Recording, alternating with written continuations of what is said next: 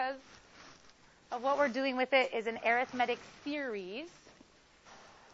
All of our homework last night was arithmetic sequence. What is the difference between the two? George?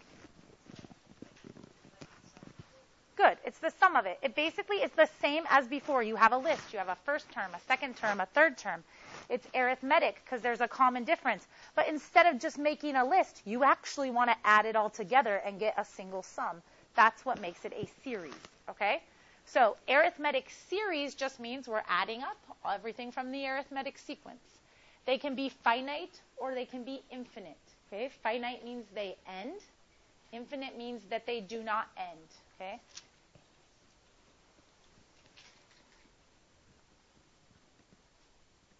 I'm going to tell you right now, we're not going to spend a lot of time just copying the vocab definitions because you guys can look them up. Sorry, I know you guys aren't going to like this, but welcome to Algebra 2 Trig, right? Accelerated geometry? Psh, that ain't accelerated. Okay, so as far as if you have your own paper, just please write down the terms, okay? As soon as everybody has the terms, I really want us to talk about summation notation. You can look up what it means in your book. All right. So you should have 4 words written there that you know are important. Summation notation, mathematicians do not want to say, go add all of it up. So, of course, they use a symbol that means add all of it up. The symbol is a Greek letter, sigma. Okay? So this symbol means add it all up. Okay? What are you going to add up? You're going to add up the terms of your sequence. How do you get terms for an arithmetic sequence? If somebody wants you to write out a sequence, what information would they have to give you? A common difference and the first term, okay? Or they could give you a rule, right? And you could plug in 1 to find the first term, etc. So that's what they do with the sigma. They give you a rule. So right here they put an explicit rule.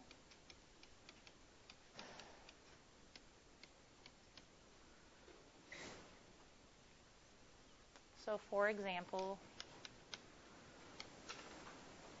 maybe my explicit rule is 3n plus 1. So I tell people that's how you get the terms in the sequence. Then you have to know, well, like, how much do you want me to add up from where to where? So what they do is they tell you, well, n equals, and whatever number they list here is what you're going to start by plugging into your rule to get the first term of your sequence. And whatever number they list up here is what you're going to stop plugging in. So, for example, if over here I said n equals 1 is where I want you to start, and I want you to stop at 4, this is what that would really look like. If we plug 1 into this explicit rule, meaning we do 3 times 1 plus 1, we get what? 4. 4 is the first term of the series. Remember, series because sigma means I'm adding up the terms. The next thing I'm going to do is plug in the next integer after 1. What comes after 1? 2. 3 times 2 is 6, plus 1 is 7. My next term in the series would be 7. Guess what I plug in next? 3. 3 times 3 is 9. Plus 1 is 10. Guess what I plug in next? 4. Okay. 3 times 4 is 12. Plus 1 is 13. Guess what I plug in next? No. Why don't I plug in 5? It says to end at 4. I've plugged in 4. I am now done. This is my series. Okay? And that means it's actually equal to whatever I get when I add all these things together, which is 34. Okay? It's equal to the sum. Now, if it said to go from 1 to 100, would I really want to write all the terms up and add them up? No. That's why we want a sum formula, and we're going to use what we figured out over here in the handshake problem to help us build a sum formula. Okay? So on your paper, on the side of the examples, if you have the note guide, make yourself a note about the sum formula.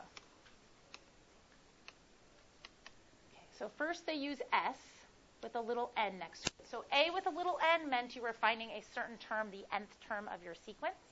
S with an n means you're finding the sum of this number of terms. Okay? And look at what this formula looks like. Okay? The 27 that we got right here from the handshake problem was because there was 27 things here. So we cut it in half because when we were pairing them up, it was making half as many as there were originally. So n goes here and gets cut in half. N, because if you're adding up 10 things, there's going to be 10 of those. Cut in half because you're pairing them up. There will only be 5. Okay? Where did we get these numbers that we were adding together? This was the first term of our series, and this was the last term of our series. So using our sequence and series notation, how do we denote the first term? A1. Added with, how do we denote the last term if we're using kind of this vague idea of n, and we want to be generic and let anyone use this formula for as many as they want? How do you think we're going to symbol this as the last one? We can't write like a sub 10. That would mean 10 terms every time. So how do we let the person decide? What should we put into our formula? That means the last term.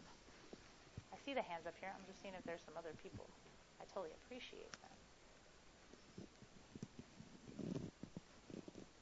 So if I want to add up 40 things, then I want this to be the 40th term. If I want to add up 29 things, I want this to be the 29th term. Good. A sub n. Okay, the last thing in my list of n things. Okay. So this formula is going to be important to us, just as important as our explicit rule, because it's going to help us find any sums that we need. Okay. All right. Let's do some summing. All right, so here is a series. Is it arithmetic? Somebody raise your hand and explain to me why this is an arithmetic series. Joy. There's a common difference between the terms. Okay. So part A says find the sum of the first 40 terms. I can use this sum formula because I know it's arithmetic, and that's what this helps with. So if I'm finding the sum of the first 40 terms, my n is 40. I can see, because they gave me the list, that A1, the first term, is 3. But I cannot see from the list what the 40th term is. How am I going to find the 40th term? What are my options?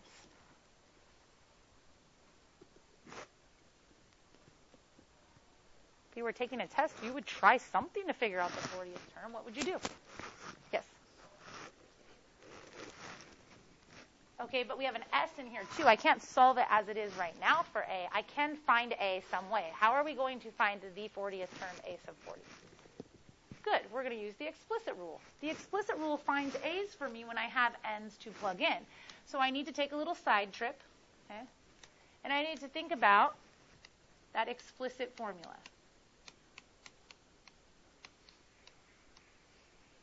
Okay? So I know my first term is 3. I want to find the 40th term, so I'm going to plug in 40 for 1. And my common difference is 5. Okay? So we would do 39 times 5, and then we would add 3 to that. And that gives us 198. So I'm going to go ahead and take that number and plug that back in, because that is my A sub 40, okay, because I used 40 for n, or my 40th term. So to complete my sum calculation, I need to do 198 plus 3, which is 201, and then I need to multiply it by 40 divided by 2, which is 20. So I get 4,020. So the sum of 40 terms of this series would be 4,020. Okay. Notice two important things for you to memorize: the sum formula and the explicit rule, right? Because they're going to help you figure everything out along the way. Yeah. Sometimes it works out as a decimal, sometimes it doesn't. All right. Part B is a little bit of an animal, so let's look at that. Okay, in part B, what am I solving for? Yes, sir.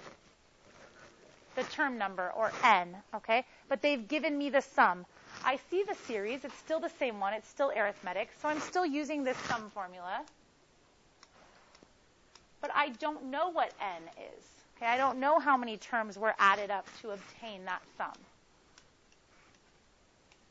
And so I come across a problem. If I don't know n, then I don't know a sub n. So now I have an equation that I would like to solve for n. But n is not the only variable in the equation. I also have a sub n. Ideas. How can I use other things that I know to help me rewrite this equation so that it's all about n and I can solve it instead of having the a sub n in the way?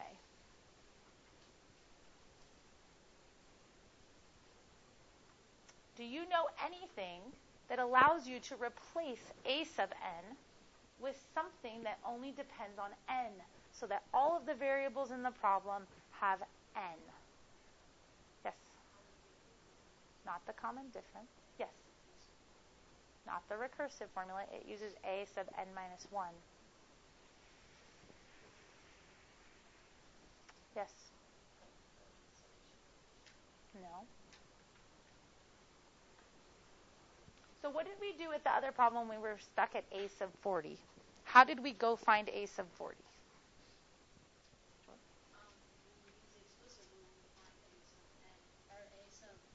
Right. A sub 40, which was a sub n. Look if we do that same thing over here. I want to replace a sub n.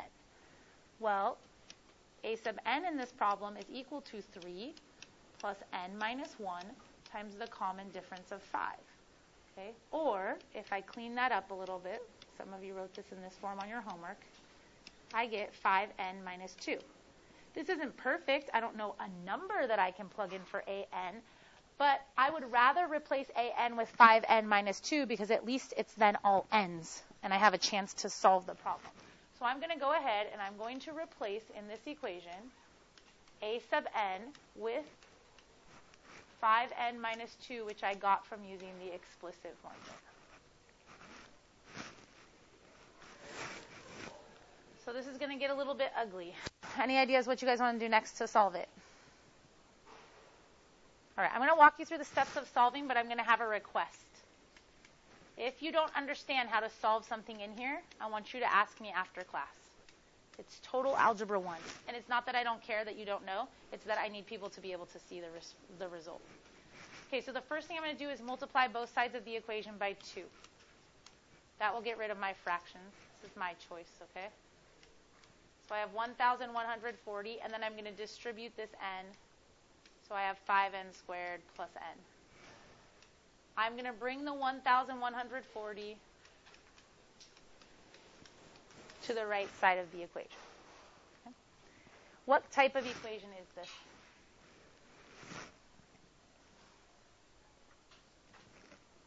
Quadratic. So you can solve this by factoring or by using the quadratic formula. Write that down. Just say solve by factoring or quadratic formula, and you basically get solutions like this. Okay.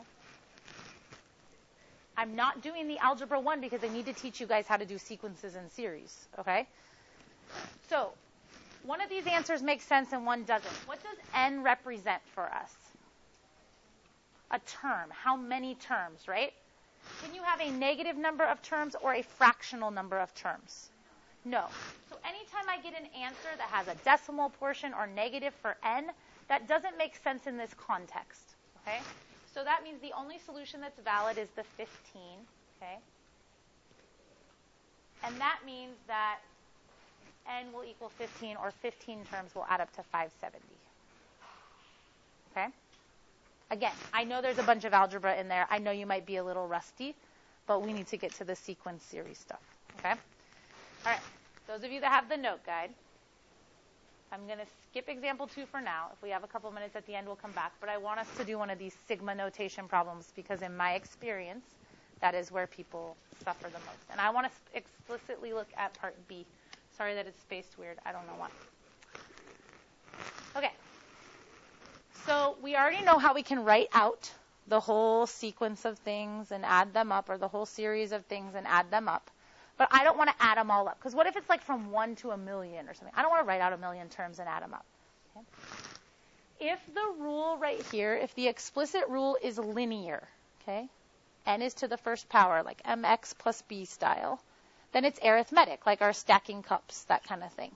Then we can use our sum formula. So we can use this formula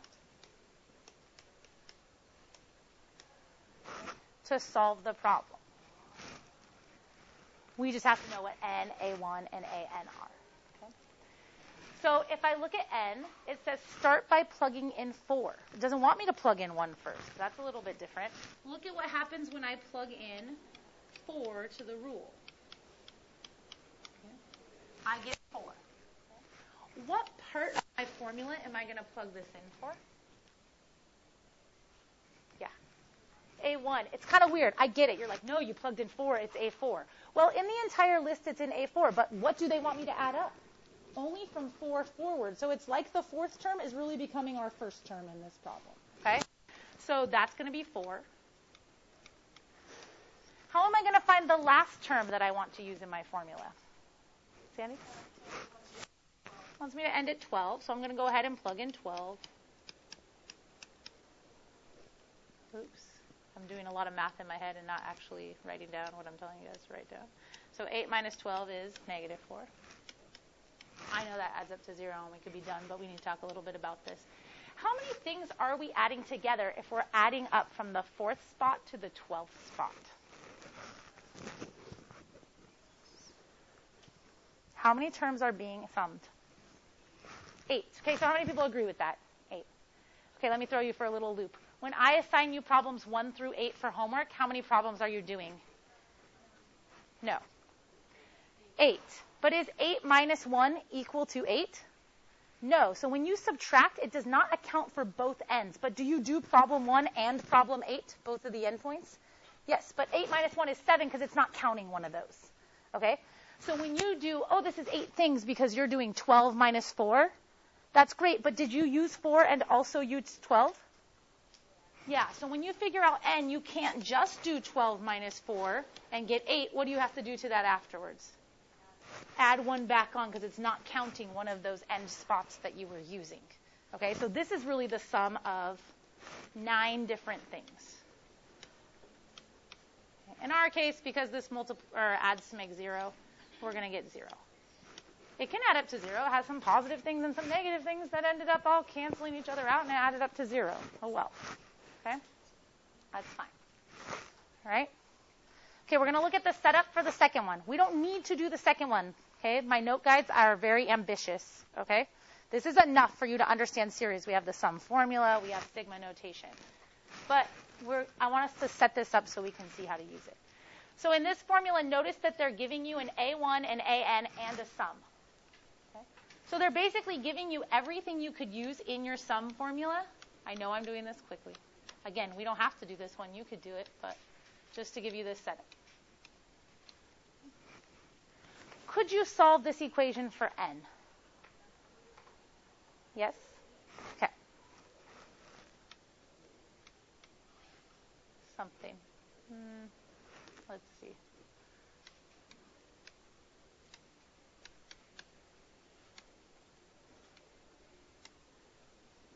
I don't know. What's 2100 divided by 105?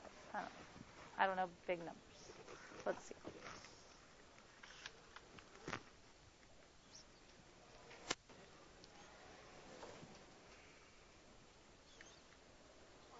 Thank you. Okay, so n is 20. That means that this an is actually the 20th term. So you now know a couple of things. Your first term was 5. Your 20th term was 100. And notice what I want you to do. Find the first 3 terms. Okay? You have the first term. Okay. To finish it off, you just need to know the common difference. How can you help the first term and the 20th term to help you find the common difference?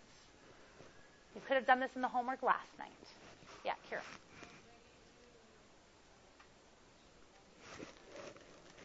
Okay, so you could work backwards and you could say, like, okay, how much did I add to 5 to get 100, right? So how much did I add to 5 to get to 100? 95, okay? And I did that in how many spots? How many times did I add something to get 95?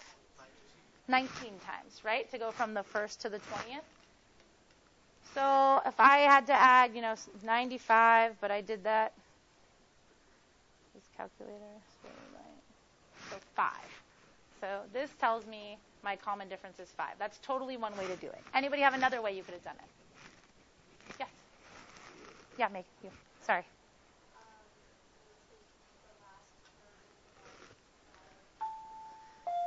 Good. So you could take the last term and divide it by the number of terms in this case. Now all you'd have to do is add this on, and you have your next 3 terms. Okay? Should totally be able to do homework 3. This was more than enough because we got to do the extra.